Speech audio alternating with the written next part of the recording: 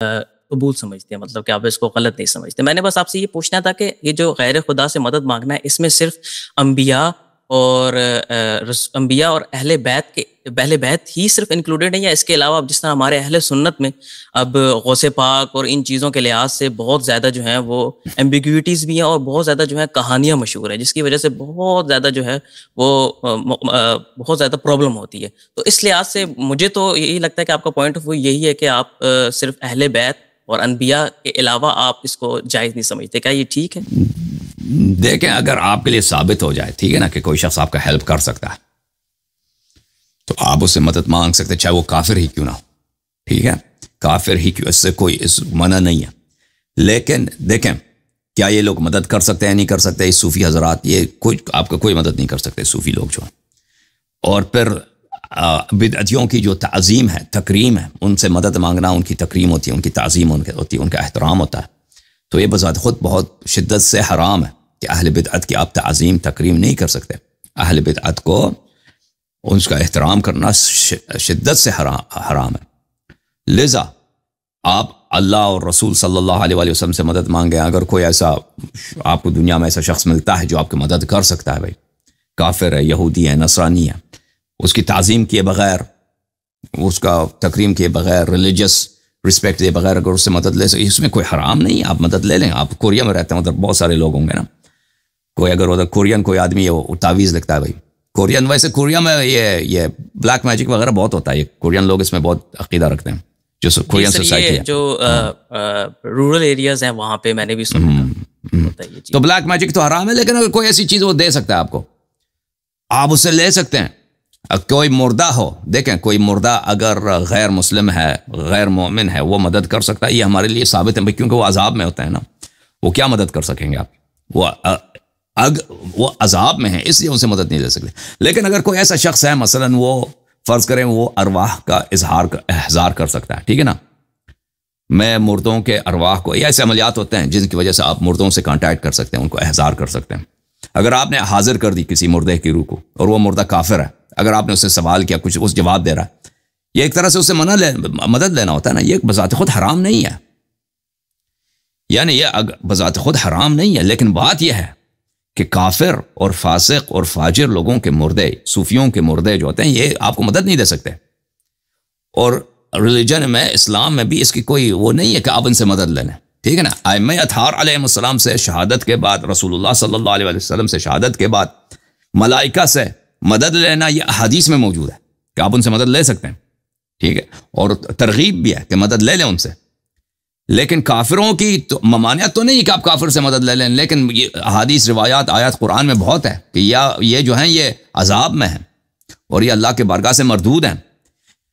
تو اس لیے آپ ان سے مدد لینا بیکار ہے، اگرچہ شرعاً حرام نہیں ہے. اگر آپ کوئی ان کا احترام نہیں کرتا، تکریم کیے بغیر، احترام کیے بغیر کوئی ان سے مدد لینا چاہے تو یہ ایک بے فائدہ کام ہے. شرعی لحاظ سے اس کے ہمیں کوئی نہیں ملا کہ اس سے کوئی منع ہے، کوئی حدیث، کوئی آیا نہیں ہے قرآن میں کہ یہ ممنوع ہے. Thank you sir. باقی سر میں نے قرآن پاک کے بارے میں آپ سے پوچھنا تھا کہ قرآن پاک میں میرے خیال سے آپ کا عقیدہ یہ ہے کہ قرآن پاک جو ہے وہ ہمارے پاس جو ہے وہ آپ کے لیے، مطلب کہ یہ ہے تو آپ اس پہ یقین تو کرتے ہیں، بٹ یہ مکمل نہیں. اور یہ چیز ہے کہ جو ہمارے امام آئیں گے وہ مکمل قرآن ساتھ لے کر آئیں گے. تو میں نے آپ سے یہ چیز پوچھنی کہ تو ہمارے پاس جو یہ قرآن ہے، آپ کو کیا لگتا ہے یہ کتنے % جو قرآن ہے آپ کے پوائنٹ آف ویو میں کہ یہ حجت ہے، اور کہ کتنے % آف دا ٹوٹل قرآن ہے؟ قرآن تو سارا کا سارا حجت ہے. ٹھیک ہے نا. قرآن کے ایک آیت بھی حجت ہے. آیا نصف آیا، آدھا آیا، اگر کسی موضوع پہ اس کی دلالت کامل ہے وہ بھی حجت ہے. قرآن تو پورا اللہ کا کلام ہے، پروف ہے. ٹھیک ہے نا. حدیث بھی اسی طرح ہے. حدیث بھی اگر صحیح ہے، اس کا پورا حدیث ہے، آدھا حدیث ہے، وہ بھی حجت ہے. وہ بھی اس پہ عمل کرنا، اس کو قبول کرنا بھی ضروری ہے. لیکن یہ دیکھیں، یہ میں نے بار بار کہہ دیا کہ امت کے علماء چاہے شیعہ ہوں چاہے غیر شیعہ ہوں، دونوں یہی نعرے لگاتے ہیں کہ قرآن کامل ہے، قرآن کامل ہے. دلیل ایک کے پاس نہیں ہے. جب دلیل مانگتا ہے نا کہ where is the proof، یعنی کوئی ایسی پروف ہو نا کہ اس میں سے کمی نہیں ہوئی ہے، اس میں اضافہ نہیں ہوا ہے، یہ پروف کہاں ہے؟ پروف کچھ کسی کے پاس نہیں ہے. اچھا، کم ہونے کے پروف بہت زیادہ ہیں، دلائل بہت زیادہ ہیں فریقین کے کتب میں. اور جس طریقے سے قرآن جمع ہوا ہے، جن لوگوں نے جمع کیا ہے، طریق جمع قرآن، طریق تالیف قرآن، اور جن لوگوں نے جمع کیا وہ سب اس بات کی شہادت دیتے ہیں کہ یہ کوئی علمی طریقے سے جمع نہیں ہوا، کہ امانت داری سے جمع ہوا ہو، اور جنہوں نے جمع کیا وہ سب لوگ ان کی ایمانداری پہ، ان کی امانت داری پہ، ان کی جمع قرآن میں اعتماد رکھتے ہیں۔ اس طرح نہیں، اس زمانے میں صحابہ بڑے مخالف تھے، قرآن جو عثمان نے جو نسخہ جمع کیا تھا، اور ابن ثابت کا جو نسخہ ان لوگوں کا، تو صحابہ کی بڑی مخالفت تھی اس زمانے میں، اہل بیت علیہ السلام کی مخالفت تھی۔ تو لذا یہ کہنا کہ قرآن کامل ہے ایک مدعا ہے، رٹا ہے، لگایا جاتا ہے نا، تکرار کیا جاتا ہے، اور سب لوگوں نے سیکھ لیا بھائی، سب لوگوں کے زبان میں، اور کوئی دلیل کی طرف نہیں جاتا کہ دلیل اس کی کہاں ہے، کیونکہ یہ اتنی مشہور ہو گئی کہ سب سمجھتے ہیں کہ حتماً صحیح ہوگا تبھی مشہور ہے، جب سب کہہ رہے ہیں، تو اس کی شہرت ہی پہ اعتماد کرتے ہیں اور کہتے ہیں اس کی دلیل پکی ہوگی، کیونکہ سبھی کا عقیدہ یہی ہے، لیکن دلیل کسی کے پاس نہیں ہے۔ اس کے برعکس دلائل ہیں جو غیر قابل رد ہیں، غیر قابل انکار، اور یہ صرف قرآن مجید کا نہیں، پورے دین کا یہی ہے۔ احادیث، قرآن، اسلام کے دو حصے ہیں نا، ایک تو قرآن مجید ہے اور ایک سنت پاک ہے۔ سنت پاک بھی وحی ہے، وما ينطق عن الهوى ان هو الا وحی یوحى، وہ اسی قرآنی کی طرح حجت ہے، وہ بھی ناقص ہے۔ اس طرح نہیں ہے کہ رسول اللہ صلی اللہ علیہ وسلم کے آدھے خطبے یا 10% ہمیں ہو چکے، 1% خطبے بھی نہیں پہنچے بھائی، 1% خطبہ بھی نہیں پہنچے رسول پاک صلی اللہ علیہ وسلم کے، ان کی تفسیر قرآن کس طرح تفسیر کرتے تھے کچھ بھی نہیں ہے کسی کے پاس، تو یہ پورا دین ہی ناقص ہے بلا شک بلا رہے۔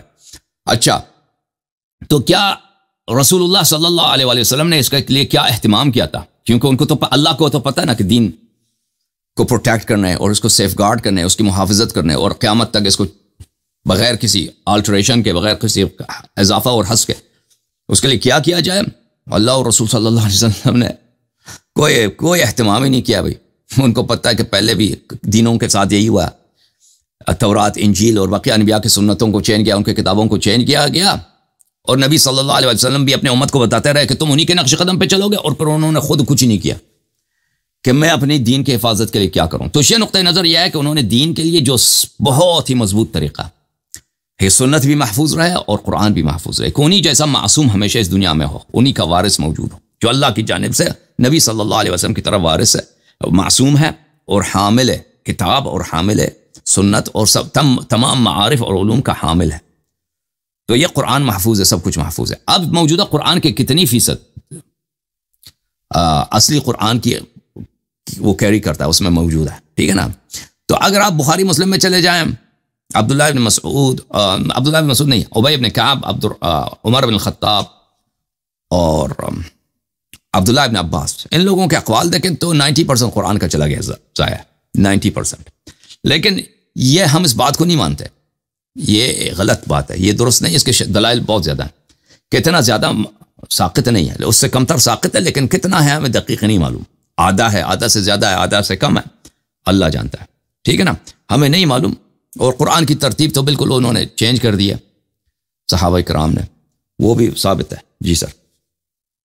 ہاں سر، یہ جو ہم نے 90% کا کہا، یہ سن کے تو یقین کریں دل بالکل پریشان ہو جاتا ہے، کیونکہ یہ چیز بالکل جو کہتے ہیں نا، ہمیں جو چھوٹے ہوتے سے بتایا جا رہا ہے، بالکل اس کے برعکس ہے۔